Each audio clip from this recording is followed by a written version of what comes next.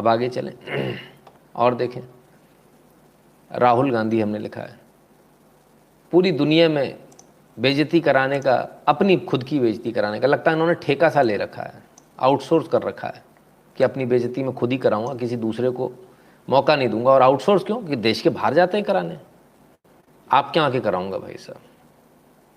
देखें फिर कुछ नया बोल दिया, अभी वहां से मन नहीं भरा था, अब इधर दूसरी जगह आके वहां भी शुरू हो गए। चलो भैया। As you were speaking, I was thinking about it. And people don't quite understand the scale of India and its democracy. So, how would you react if democracy suddenly disappeared in Europe? Right? You'd be shocked and you'd be like, oh my God, that's a massive blow to democracy. Democracy suddenly disappeared? किधर, कहाँ, कब? ये भाई साहब बता रहे हैं भारत में डेमोक्रेसी डिसअपियर हो गई है। अच्छा, हमें पता ही नहीं चला, और आप अभी तक बाहर हो, जेल नहीं गए इतने घोटालों के बाद भी। कमाल है भाई। Well, how would you react if something, a structure 3.5 times Europe suddenly went non-democratic? Right? That's happened already. That's non democratic हो गया भारत भैया, नॉन डेमोक्रेटिक। वाह। not something that is going to happen in the future. That's already happened. But there's no reaction. And you know, if we're talking about Europe, that's the thing that shocks me. There's no reaction, right? And of course, there are reasons for there not being a reaction. There is sort of trade and there is money and stuff like that. But Indian democracy is a public good. And if you're looking at the democratic, the democratic structure, it is the single most important public good. The largest, it's 3 or 4 times the size of the United States in terms of numbers. Same with regards to Europe. So the surprising thing is that the so-called defenders of democracy, which are the United States, European countries, seem to just be oblivious that a huge chunk of the democratic model has come undone, right? Which is a real problem with regards to, and frankly, the opposition is fighting that battle, right? And it's not just an Indian battle. It's actually a much more important battle. There's a battle for a huge part of the democratic people on this planet. As I said, the opposition has placed a vision on the table. And that vision is an inclusive vision. It's a vision of bringing people together. And we're in conversation with the opposition. The opposition is talking to each other. And I'm confident that we will get something very interesting going forward. I'm very optimistic. जो लोग अब तक इसको बेवकूफ़ समझ रहे हैं वो ज़रा पहले इसका हिंदी अनुवाद समझ लें। इन्होंने कहा क्या? इन्होंने कहा कि भारत में डेमोक्रेसी ख़त्म हो गई है, आपकी डेमोक्रेसी से 3 गुना ज़्यादा बड़ी डेमोक्रेसी है। यूरोप और अमेरिका डेमोक्रेसी के चैंपियन हैं, उनको डेमोक्रेसी के लिए जाना जाता है कि वो डेमोक्रेसी के लिए लड़ते हैं। वो लोग लेकिन कुछ नहीं कह रहे, वो चुप बैठे हैं। हम लेकिन लड़ रहे हैं, उनको कुछ कहना चाहिए। यानी भारत के इंटरनल मामलों में राहुल गांधी जी का ये कहना है कि अमेरिका को इसमें हस्तक्षेप करना चाहिए, यूरोप को इसमें हस्तक्षेप करना चाहिए। मैं बड़ा हैरान हूँ देखकर कि इनको ये सब लिखकर कौन देता है, कौन समझदार लोग हैं जो इस प्रकार की भाषा इनको लिख कर देते हैं।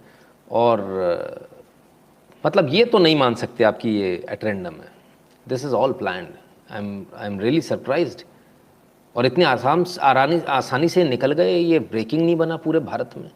ये तो बहुत ज़बरदस्त ब्रेकिंग न्यूज़ बनना चाहिए था इसकी। मैं बड़ा हैरान हूँ इसको देखकर कि आखिर ऐसा कैसे। सिर्फ इतना नहीं, कोई पहली बार नहीं किया इन्होंने। 2021 अप्रैल याद है आपको, Rahul Gandhi questions US silence on happenings in India. ये पहली बार नहीं है, ये लगातार कर रहे हैं। अमेरिका चाहिए इनको भारत के अंदर, यूरोप चाहिए इनको भारत के अंदर, कि भारत के इंटरनल मामलों में अमेरिका कुछ कहे, यूरोप कुछ कहे, नानी का घर वाले कुछ कहें। अच्छा जी, ऐसा भी होता है, हमें तो पता ही नहीं है, ये तो पहली बार देख रहे हैं। बड़ा गजब हिसाब है साहब, ऐसा खतरनाक हिसाब।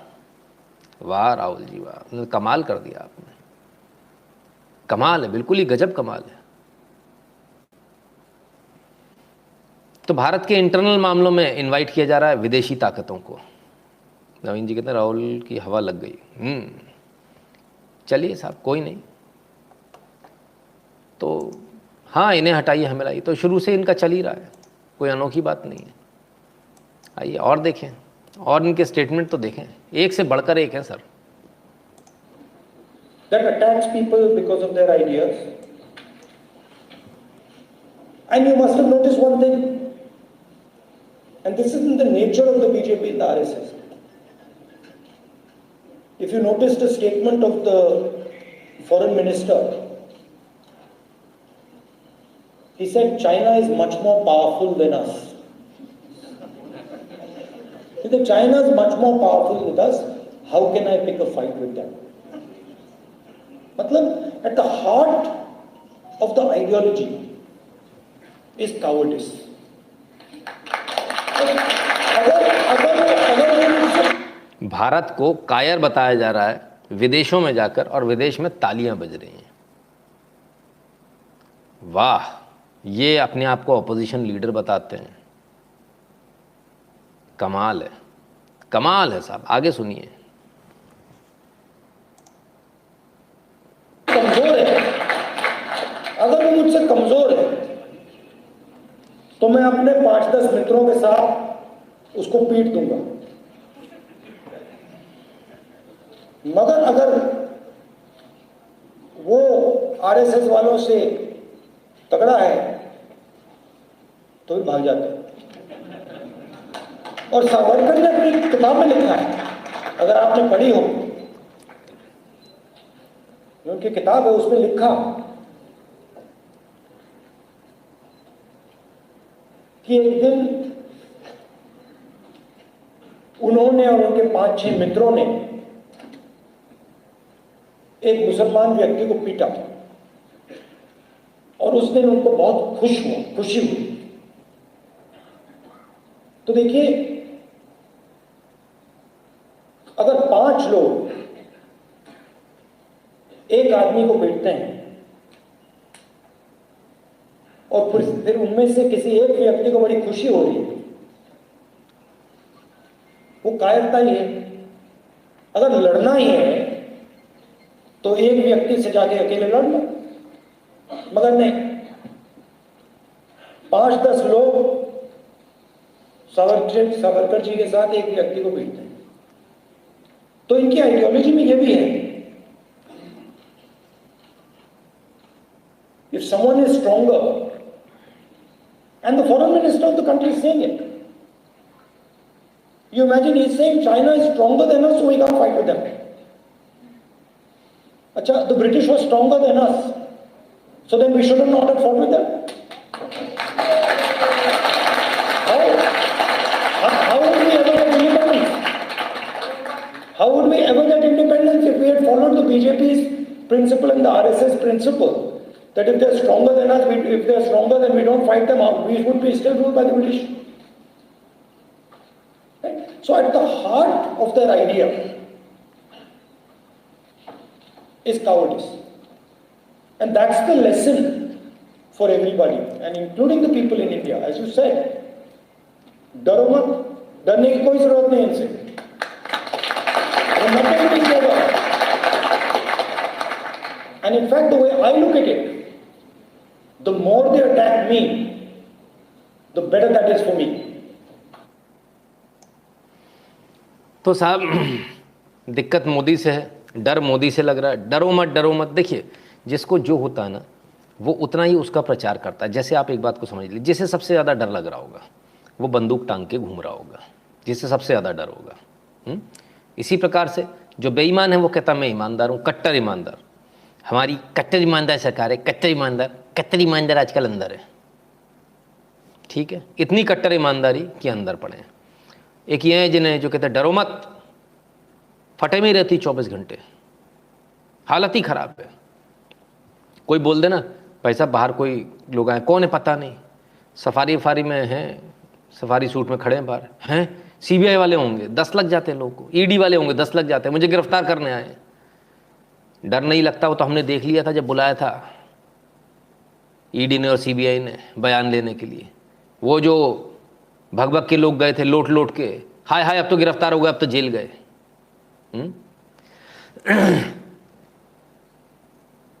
दो चीज़ें, इनको गिरफ्तार करके इनको सबक देना चाहिए या इनको ऐसे ही खुले रहने देना चाहिए ताकि इनके अंदर की जो असलियत है वो बाहर निकले। और मुझे लगता है इनको खुले रहने देना चाहिए, इनकी असलियत बाहर आनी चाहिए। किस प्रकार से ये दूसरे देशों में जाकर भारत को बदनाम करने वाले लोग, किस प्रकार से दूसरे देशों से भारत के इंटरनल मैटर्स में हस्तक्षेप करने की मांग करने वाले लोग, तो बात सिर्फ यहीं खत्म नहीं होती। अभी देखिए साहब, अब इनके जो ये हैं, इनके जो शुभचिंतक हैं वो भी क्या कह रहे हैं, जरा उसको सुनिए। Mr. Gandhi, my name is Suresh Gupta, New World newspaper. I'm settled in London since 1961, and I knew your grandmother, Mrs. Indira Gandhi, through Bal Sahyog in India. Okay. Because I was working from 58 to 61 for All India Radio. अभी देखिए कितनी smile है, कितने खुश हैं। अच्छा अच्छा, पुराने पहले से जानते हो सबको। अच्छा। And then your great grandfather, Pandit Nehru, through Bharat Yuva Samaj. You met him? Yes, I met him. I used to go to Trimurti House to get their signatures, etc. Okay. Because I had a bicycle, and they were just near All India Radio, all these organizations. So what was your experience in meeting him? What did you think? Pandit Nehru was a great man. I always touched his feet, and he always blessed me. Mrs. Gandhi, your grandmother, was like an elder sister to me. She helped me a great deal, and she was a wonderful woman. When she came here in a press conference, London, being imprisoned by Morarji Desai, a journalist asked her, "What is your experience of prison in India?" And she said, "I don't want to talk anything bad about India in this conference. Now you are being constantly attacked in the Indian media for your Cambridge lecture. I hope that you will take some lesson from what Mrs. Indira Gandhi said, because I am your well-wisher, and I like to see you become Prime Minister of India. What's your question? There is no question. So my question What's your question? Yeah, and I like to see you become Prime Minister of What's India. your question? There is no question. So become Prime Minister of What's India. your question? There is no question. So Prime Minister of What's India. your question? There is no question. So What's your question? There is no question. So my Question? There is no question. So my Question? There is no question. So my question. There is no question, पहले ही मन में ही बना लिया। अभी तक बड़े हंस रहे थे, मुस्कुरा रहे थे, अब साहब चेहरे पर हवाइयाँ उड़ गई, गुस्सा हो गए। ओ हो। Your question? Yeah, my There is no question question. is. Please ask your question, otherwise. Yeah. In 9 years that BJP has been in power, in your opinion, has Modi done anything good for India at all? Look, I answered this question a few days ago. I think the RSS and the BJP are attacking the foundation of our. मज़े की बात यह है कि इनके नाना के साथ, इनकी दादी के साथ जिन्होंने काम किया, उन्होंने भी इनको समझाइश दी कि आप ये जो कर रहे हो ये अच्छा नहीं है। इंदिरा गांधी को जब जेल में डाल दिया गया था, उसके बाद जब वो विदेश गई थी और जब विदेशी धरती पर उन्होंने कदम रखा था, तो प्रेस रिपोर्टर्स ने सबसे पहले पूछा था कि आपको कैसा लगा, आपको जेल में डाल दिया गया था, उस बारे में आपको क्या कहना। तो उन्होंने कहा मैं अपने देश के बारे में कोई भी इंटरनल अपने देश की बात यहाँ नहीं करूँगी, जेल में जाने के बावजूद। ठीक है ना, ये गए होते तो अब तक तो कपड़े उतार के नाच रहे होते, है ना, ये स्थिति है। तो उन्होंने बताया कि भाई मैं पैर छूता था आपके नाना के, मेरी बड़ी बहन जैसी थी, तो क्या आप उनसे कोई सबक लेंगे, क्योंकि आपको लगातार क्रिटिसिज्म मिल रहा है इस प्रकार से, आप जो बात कर रहे हो भारत के विरोध में। कोई बात नहीं उस बारे में। फिर उन्होंने पूछा अच्छा मोदी ने कोई अच्छे काम तो किए हैं इस 9 साल में या कुछ भी नहीं किया? कौन पूछ रहा है? वो जो जवाहरलाल नेहरू के पैर छूते थे, वो जो इंदिरा गांधी को अपनी बड़ी बहन मानते थे, इतने क्लोज हैं इनके। उनको भी मालूम है मोदी ने बहुत कुछ किया है, वो भी चाह रहे हैं कि ये कुछ तो बोल दें। बड़ी बुरी हालत है, बड़ी बुरी हालत है। खैर कोई नहीं, तो ये इनकी स्थिति है, इनको देश को बदनाम करना है अपनी झूठी शान के लिए। मतलब ये एक अलग टाइप का। अच्छा, मुझे अभी तक ये समझ में नहीं आया, एक आदमी बेवकूफ़ हो सकता है, ये वायरस पूरी पार्टी में लग गया क्या? पूरी पार्टी को समझ में नहीं आ रहा लोग क्या कर रहे हैं, भारत को इस तरह से बदनाम करना। या सबने कसम खा ली कि कांग्रेस को ख़त्म करके ही दम लेंगे। दूसरे वाले गुटके को समझ में आ गई, फर्जी को। वो आजकल कहता है देश को नंबर 1 बनाना। कौन बनाएगा? तू मेयर हैं? अरे वाह दपोड़े वाह।